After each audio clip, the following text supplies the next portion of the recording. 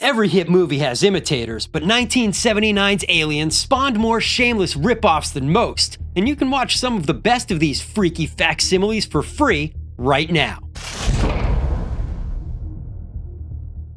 Welcome to the Cinema Cult. I'm CT, and today I've got 8 of my favorite ripoffs of one of my all-time favorite sci-fi horror movies, Alien. And these films borrowed heavily from the original, so expect plenty of isolated crews going up against unkillable monsters and gratuitous amounts of invasive body horror. I've even got one movie that takes its Alien inspiration to Satanic places. Now, all 8 of these movies are currently streaming for free on Tubi. Of course, that library is always updating and availability is subject to change, but if it's on this list, trust me, it's worth tracking down. Now, there isn't a producer more famous for his low-budget versions of Alien than Roger Corman, so I've got to start off with a pair of Corman-produced flicks because, well, it's about time I choose a favorite. First up, I've got Galaxy of Terror. I can't think of a better movie to start this list than Galaxy of Terror. Released in 1981, this was Roger Corman's first of many Alien ripoff films after, strangely enough, he almost produced the real thing.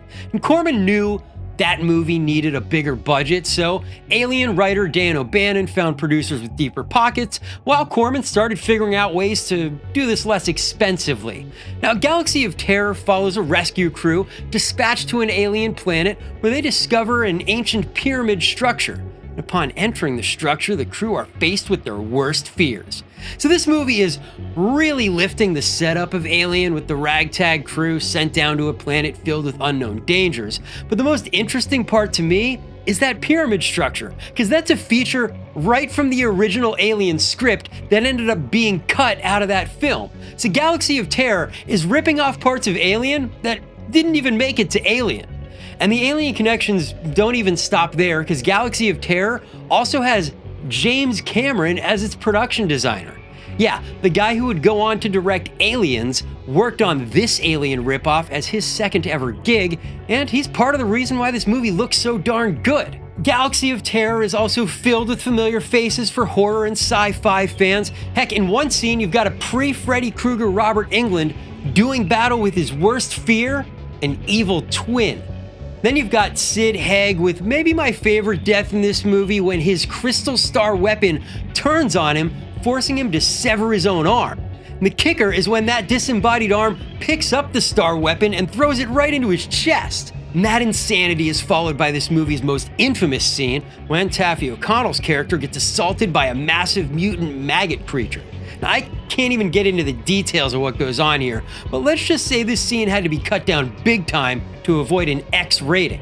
Galaxy of Terror, it does lose me a bit with its whole red-faced planet master plot device, but as far as Alien ripoffs go, this one looks great and it's got some truly memorable scenes. Galaxy of Terror was Roger Corman's attempt at capturing Alien's atmosphere and sense of dread, but a year later, he'd try it again with a smaller budget and a whole lot more sleaze. Next up, I've got Forbidden World.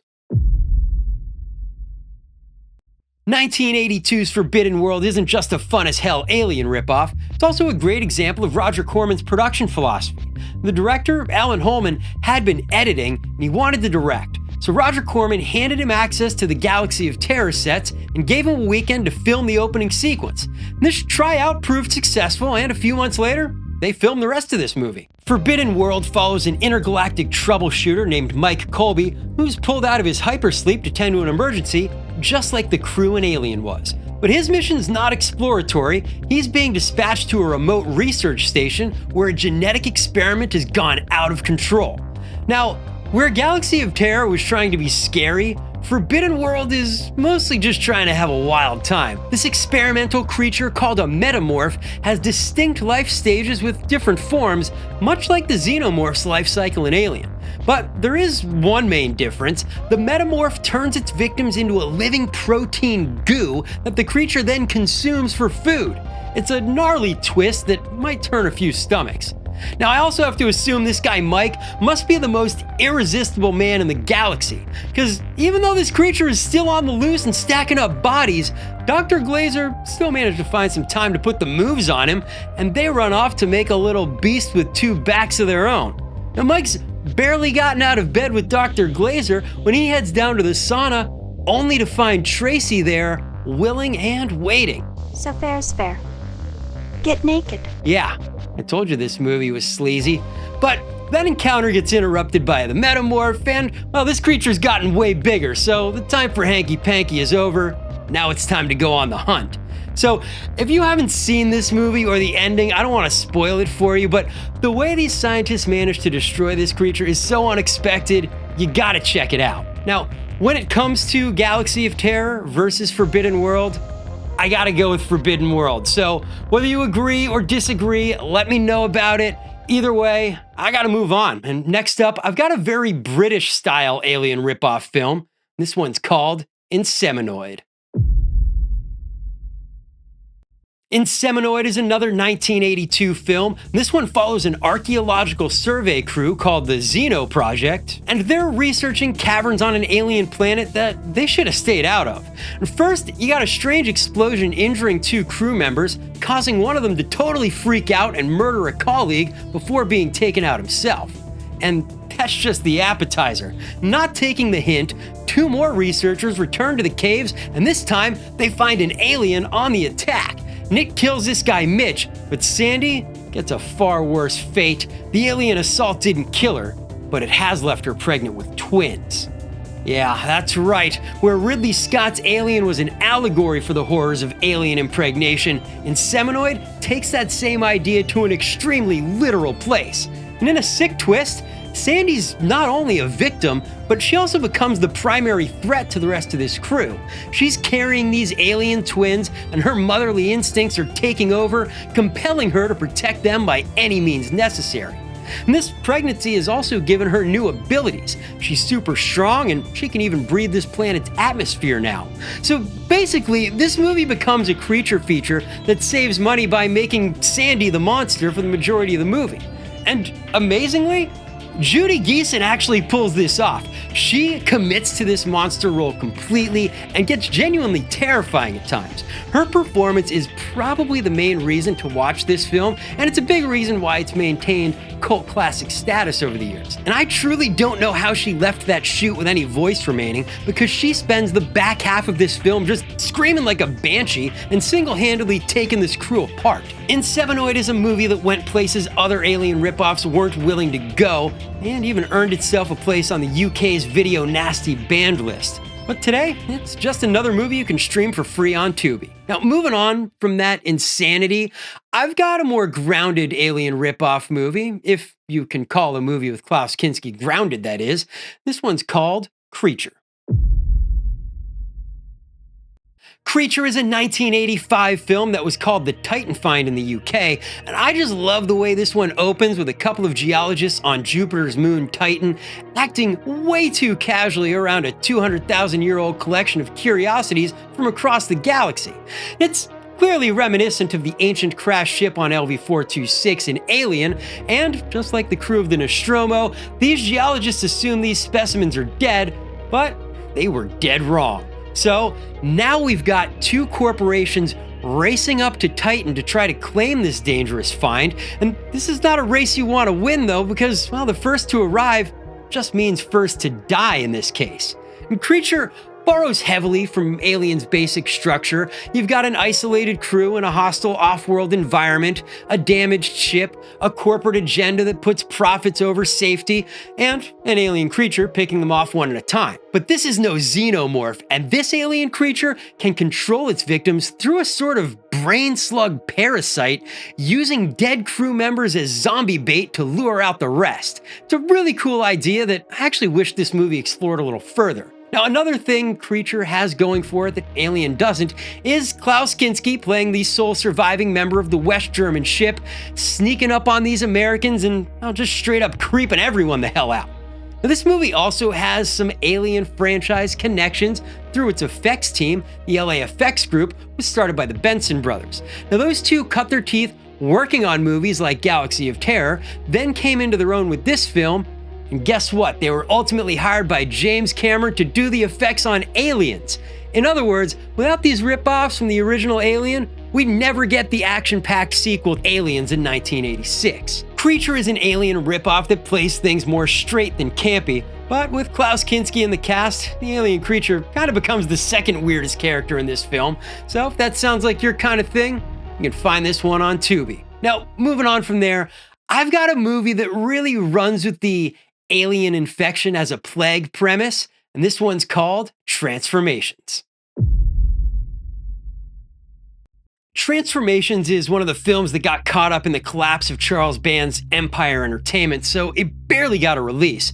And this one follows a space mercenary named Wolf McCready, great name, and he goes to sleep one night only to be awoken by a succubus alien disguised as a beautiful woman who seduces him and infects him with an alien STD. Now, after that late night rendezvous, his ship crashes on a remote prison colony where he starts exhibiting some strange symptoms and mingling with the locals. Now, even though Transformations is clearly an alien ripoff film, the setup is seriously reminiscent of Alien 3. A human infected by an alien crashes into a prison planet, and now everyone's tasked with dealing with this ever-growing threat. Now, of course, in Alien 3, the threat was growing inside of Ripley, and in Transformations, Wolf is more than happy to spread his infection around. And that's where this movie distinguishes itself from the others, since this is an alien threat that spreads far more insidiously. For much of this movie, there is no alien creature running amok, but an infection spreading through the prison population. It's a different kind of paranoia than a straight creature feature, but lethal STDs were also a pretty hot topic for 80s genre movies for obvious reasons.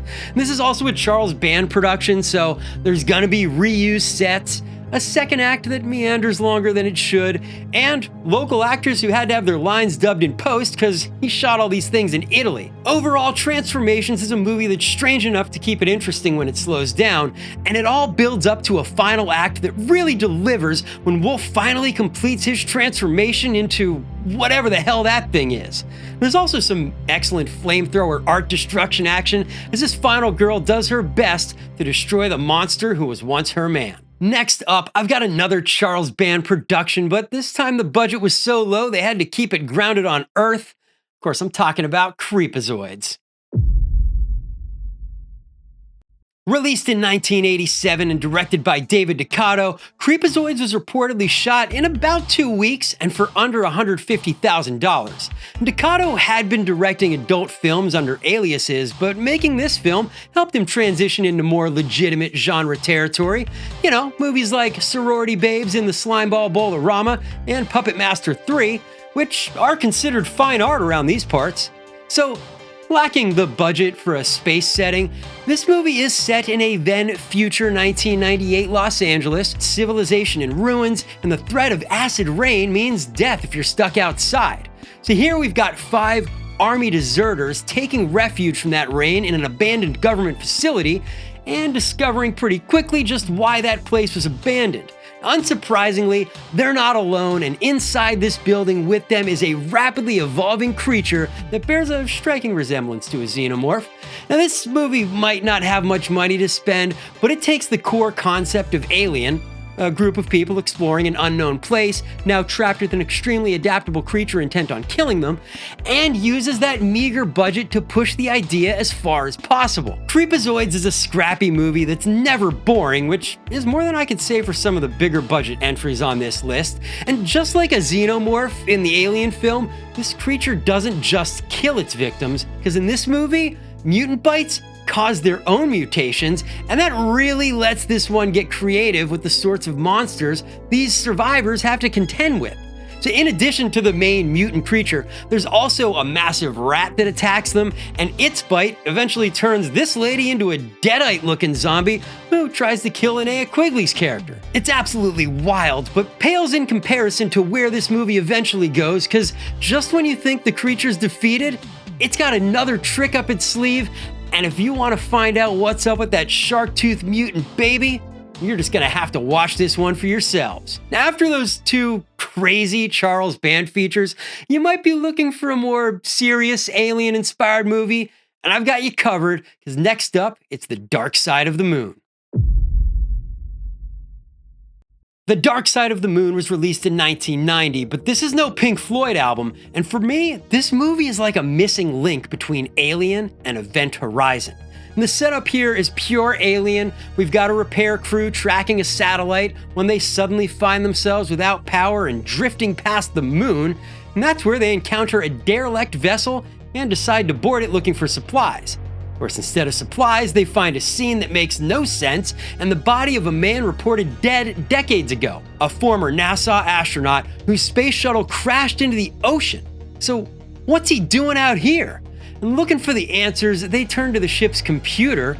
Rather than the mother system from Alien, this ship's computer is named Leslie, and it's represented by an actual woman for some reason. So instead of interacting with a screen or a disembodied voice, this crew gets to interact with one of the twins from Friday the 13th Part 4. She does have some information about this derelict ship though, and that's where this movie starts doing its own thing. Because here, the Bermuda Triangle and the dark side of the moon are directly connected, and they act as a portal for Satan himself.